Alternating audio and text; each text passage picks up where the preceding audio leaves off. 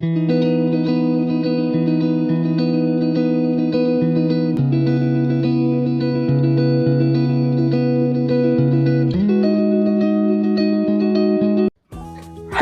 Guys, welcome to our YouTube channel.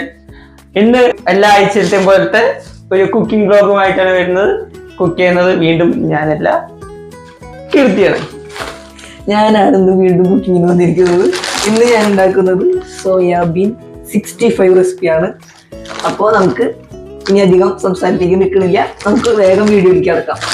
Soybean 65 recipe. അപ്പൊ guys, ആദ്യം നമുക്ക് ഇത് പച്ചവെള്ളത്തിലിട്ടൊന്ന് തിളപ്പിച്ചെടുക്കണം. തിളപ്പിച്ചെന്ന് വെച്ചാൽ ഒരു പാകം എന്ന് വെച്ചാൽ ഇത്തിരി ഇതാണ്. ഇതിൽ വല്ലാണ്ട് തിളപ്പിക്കരുത്. അത്യാവശ്യം ഞാൻ കാണിച്ചു തരാം. ഒരു പാൻ വെച്ചു. ഇനി ഇതിലേക്ക് ഞാൻ 1 കപ്പ് വെള്ളം ഒഴിച്ചു കൊടുക്കാൻ പോണ്. 1 കപ്പ് വെള്ളം ഉണ്ട്. അത് മുങ്ങിക്കെടുക്കാനുള്ള വെള്ളമാണ് ഒഴിക്കുന്നത്.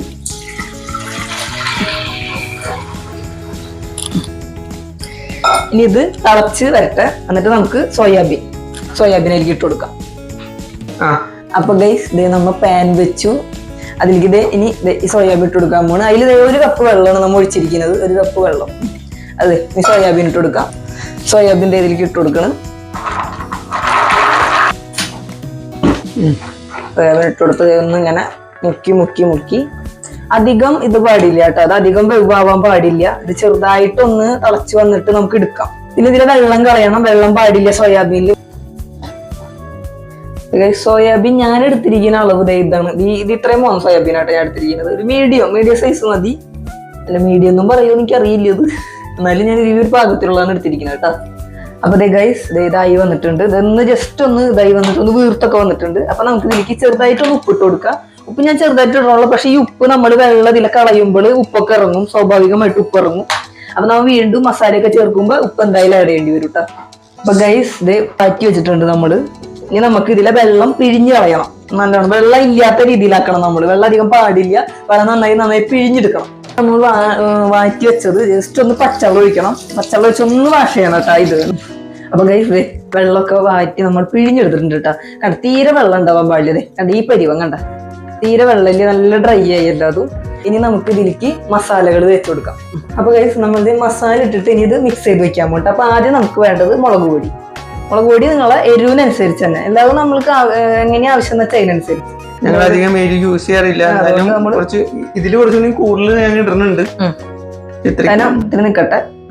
നമ്മൾ കാശ്മീരി ഒന്നല്ല കേട്ടോ, നമ്മൾ സിമ്പിള് മുളക് പൊടിയാണ് എടുത്തിരിക്കുന്നത്. ഇനി നമുക്ക് വേണ്ടത് മല്ലിപ്പൊടി ഇട്ട് കൊടുക്കുക. ആവശ്യത്തിനുള്ള മല്ലിപ്പൊടി. ഇനി അടുത്തത് ഗരം മസാല നല്ലൊരു ഫ്ലേവറിനും ടേസ്റ്റിനും വേണ്ടി മാത്രം. ഇനി നമുക്ക് നെക്സ്റ്റ് വേണ്ടത് മഞ്ഞപ്പൊടി ഇത്തിരി മതി, അത് ഓവറായിട്ട് വേണ്ട. അതിന്റെ കുത്തധികം നിൽക്കരുത്. ഇനി നമുക്ക് കുരുമുളക് പൊടി വേണം. കുരുമുളക് പൊടി ഇത്തിരി ഇടണല്ലോ കേട്ടോ. കുരുമുളക് പൊടി ഒന്നും അധികം വേണ്ട. കാരണം ഓൾറെഡി ഈ മുളക് പൊടി ഇട്ടിരിക്കുന്നതിന് കുരുമുളക് പൊടി വേണ്ട, എരിവുണ്ടാവും. കോൺഫ്ലവർ ആണ് ഇതിലേക്ക് ആഡ് ചെയ്യുന്നത് കേട്ടോ. കോൺഫ്ലവർ ആവശ്യത്തിന് ഇട്ട് കൊടുക്കുക. കോൺഫ്ലവർ ആണ് ടേസ്റ്റ് ഉള്ളത്. പിന്നെ ചിലർക്ക് മൈദ യൂസ് ചെയ്യാം കേട്ടോ. നമ്മൾ മൈദ എടുക്കണില്ല, കാരണം നമ്മളിൽ മൈദ ഇല്ല. അതുകൊണ്ട് നമ്മൾ മൈദ ഒഴിവാക്കി. കോൺഫ്ലവർ മതി. എന്തായാലും ഒന്നും മതി എന്ന് എൻ്റെ നിൽക്കാൻ പറ്റും. ഇനി നമ്മൾ ഇടാൻ പോണ ഉപ്പാണ്. ഉപ്പ് ഞാൻ ഓൾറെഡി ഇത് തിളപ്പിക്കുമ്പോൾ ഇട്ടിരുന്നു, മീൻസ് ഇത് ചൂടാക്കുമ്പോൾ ഇട്ടിരുന്നു. അപ്പൊ ഉപ്പ് ആ സമയത്ത് ഞാൻ പറഞ്ഞത് വെള്ളം ഇറങ്ങി നമ്മൾ പിഴിഞ്ഞ് ഇങ്ങനെ വെള്ളം കളയുമ്പോൾ അതിന്റെ കൂടെ ഉപ്പ് നല്ലോണം ഇറങ്ങിപ്പോകും. അപ്പൊ നമുക്ക് ഉപ്പ് ഇടണം. ആവശ്യത്തിനുള്ള ഉപ്പ്. അപ്പൊ പാകത്തിനുള്ള ഉപ്പ് ഇടുന്നു. ഇനി ഇത് മിക്സ് ചെയ്ത് കൊടുക്കാം. അപ്പൊ ഗൈസ്, നമ്മൾ ആയ പ്ലേറ്റ് തികയാത്ത കാരണം വേറൊരു പാത്രത്തേക്ക് ഇത് മാറ്റിയിട്ടാ. അതിന് നമ്മൾ ഇളക്കി കൊടുക്കണം. കുറച്ച് കുഴിയുള്ള പാത്രം എടുക്കണായിരിക്കും. അതന്നെ. നന്നായി മിക്സ് ചെയ്ത് കൊടുക്കുക. പിന്നെ എന്തെങ്കിലും കുറവുണ്ടെങ്കിൽ പിന്നേൽ ഇട്ട് കൊടുത്താൽ മതി. എന്തെങ്കിലും കുറവ് തോന്നുന്നു, മുളക് പൊടി എന്തെങ്കിലും കുറവ് തോന്നുന്നുണ്ടെങ്കിൽ നമുക്ക് പിന്നേൽ ഇട്ട് കൊടുത്താൽ മതി കേട്ടോ. നല്ല ടേസ്റ്റ് ആയിട്ട് ഇത് ഉണ്ടാക്കി തിന്നു കഴിഞ്ഞാൽ. അപ്പൊ ഗൈസ്, ഇത് നമ്മളെ മിക്സിംഗ് ഒക്കെ കഴിഞ്ഞിട്ടുണ്ട്. ഇനി ഇത് 15 മിനിറ്റ് വെക്കണം കേട്ടോ. എന്നിട്ട് വേണം ഇത് ഫ്രൈ ചെയ്യാൻ. അപ്പൊ നമുക്ക് 15 മിനിറ്റ് ആയിട്ട് കാണാം. അപ്പൊ ഗൈസ്, ഇത് നമ്മൾ കുക്കിങ്ങിലേക്ക് കിടക്കാൻ പോണ്. ഇനി നമ്മൾ ഫ്രൈ സെക്ഷൻ. നമ്മൾ വെളിച്ചെണ്ണ എടുത്തു. വെളിച്ചെണ്ണ ഒഴിക്കല് മുങ്ങി കെടുക്കാനുള്ള തരത്തിൽ വെളിച്ചെണ്ണ കേട്ടോ. വെളിച്ചെണ്ണ ഇത്ര മതി കേട്ടോ.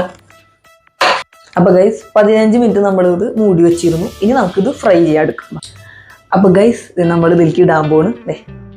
ഫ്രൈ ചെയ്യാൻ പോണ് കേട്ടോ. ക്യാമറ ഇങ്ങോട്ട് വരൂ. ക്യാമറ അടുത്തേക്ക് കാണിക്കൂ. അടുത്തോട്ട് വന്നിട്ട് ഞാൻ പൊട്ടിത്തെറിച്ച് ചാവണ്ടല്ലോ എന്ന് വിചാരിച്ചിട്ടാണ് ഒരു ഡിസ്റ്റൻസ് പാലിച്ചത്. പുണ്യേ ഞാനിവിടെ ഉള്ളപ്പോ അതാണ് ഏറ്റവും വലിയ പേടി. നമ്മള് ലോ ഫ്ലെയിമിൽ വേണം കേട്ടോ ഇത് ഫ്രൈ ചെയ്തെടുക്കാൻ, അല്ലെങ്കിൽ നമ്മൾ കരിഞ്ഞു കൂട്ടി സാധനം. പിന്നെ അധികം വെവ് പാടില്ല. ഈ ഒരു ഒച്ച നിൽക്കില്ലേ, ഈ ഒരു ഒച്ച കേൾക്കാം നമുക്ക്. ആ ഒച്ച നിൽക്കണ വരെ ഇതിന് വെവ് പാടുള്ളൂ. പിന്നെ നമ്മൾ കാശ്മീരി മുളകൊന്നും ഉപയോഗിക്കാത്ത കാരണം കളർ വരാത്തത്. മിക്ക വീഡിയോസും വെച്ചാൽ മനസ്സിലാവും, ഭയങ്കര റെഡിഷ് കളർ ഉണ്ടാവും. നമ്മൾ കാശ്മീരി യൂസ് ചെയ്തിട്ടില്ല, അത് കാശ്മീരിയുടെ കളറാണ്, റെഡിഷ് കളർ. നമ്മൾ കാശ്മീരി യൂസ് ചെയ്യാത്തത് കൊണ്ട് റെഡായിട്ട് വരില്ല, സിമ്പിൾ ഒരു കളറായിട്ട് വരുള്ളൂ. പിന്നെ ഇത് അധികം വെവ് പാടില്ല, ക്രിസ്പിനെസ് വരുമ്പോൾ. വല്ലാണ്ട് വെവ് ആയാലും തിന്നുമ്പോൾ ടേസ്റ്റ് ഉണ്ടാവില്ല കേട്ടോ. പുണ്യേ എന്താണോ സോയാബീൻ ഇഷ്ടമാണോ? കുഴപ്പമില്ല, ഞാൻ അങ്ങനെ അധികം കഴിച്ചിട്ടില്ല. അതെ കഴിച്ചല്ലേ പറ്റൂ. ഇത് കഴിക്കോ പുണ്യം എന്തായാലും. അന്ന് മാഗി പറഞ്ഞല്ലേ. ഈ ഗൈസ് നമ്മളിത് ഫസ്റ്റ് ബാച്ച് മാറ്റി വെക്കാൻ പോകും കേട്ടോ. വെളിച്ചെണ്ണ മാറ്റി പോണ്. നന്നായി വെളിച്ചെണ്ണ മാറ്റിയെടുത്ത് അത്രയും നല്ലത്. പിന്നെ ടിഷ്യൂ വെച്ചിട്ടുണ്ട് കേട്ടോ നമ്മ. ടിഷ്യൂലിക്ക് ഇങ്ങനെ വെളിച്ചെണ്ണ അല്ലെങ്കിൽ അത്ര നല്ലതല്ല ഹെൽത്തിന്. അത് നമ്മൾ ടിഷ്യൂലിക്ക് ഇട്ടാൽ അത്രയും നല്ലത്. പുറം ക്രിസ്പിനെസ്സും അകം നല്ല സോഫ്റ്റും ആയിരിക്കണം. ഇനി നമ്മൾ അടുത്ത ബാച്ച് ഫ്രൈ ചെയ്യാൻ പോകണം. ഒരു പ്രാവശ്യം കൂടി, പിന്നെ അത് കഴിഞ്ഞ് ഒരു പ്രാവശ്യം കൂടി ഫ്രൈ ചെയ്യാനുള്ളതുള്ളൂ കേട്ടോ.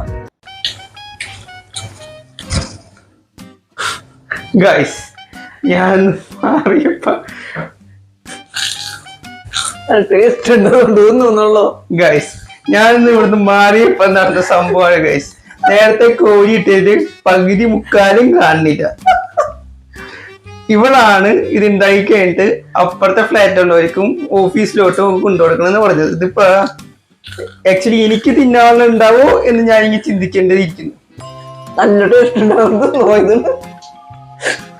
അയ്യോ, ഞാൻ അതിൻ്റെ ഒരു എടുത്ത് തിന്നല്ലേട്ടോ, തിളച്ചിരിക്കണത്. ഗൈസ് അവസാനം നമ്മൾ വേപ്പിൽ ഇട്ട് കൊടുക്കുന്നുണ്ട്. അത് ഫ്ലേവറിനും സ്മെല്ലിനും നല്ല ഒരു ടേസ്റ്റിനും വേണ്ടിട്ടാ. അപ്പൊ ഗൈസ് ഇതേ നമ്മുടെ സാധനം ഇവിടെ റെഡി ആയിട്ടുണ്ട്. നല്ല ടേസ്റ്റ് ഉണ്ടായിരുന്നു, നിങ്ങൾ കണ്ടിട്ടുണ്ടാവും ഞാൻ തിന്നടയിൽ. അപ്പൊ ഇതേ ഈ നാരങ്ങയും കൂടി പിഴിയണ്ടു കേട്ടോ. നാരങ്ങ നന്നായി ഇതിലേക്ക് അങ്ങോട്ട് പിഴിഞ്ഞങ്ങോട്ട് കൊടുക്കുക. പിന്നെ ഇതിന്റെ കളറ് ഇങ്ങനെ ഇരിക്കുന്നത് നമ്മൾ കാശ്മീരി യൂസ് ചെയ്തിട്ടില്ല, സാധാ മുളക് പൊടി യൂസ് ചെയ്തിട്ടുള്ളൂ. അതാണ് കേട്ടോ കളറ് ഇത്രയും. പക്ഷെ നല്ല ടേസ്റ്റ് ഉണ്ട് സാധനം തിന്നെ. പിന്നെ ഇനി സോസും കൂടി ആഡ് ചെയ്ത് ഇനി കഴിക്കേ വേണ്ടു. സോ ഗൈസ് ഇന്നത്തെ വീഡിയോ ഇവിടെ അവസാനിപ്പിക്കുകയാണ്.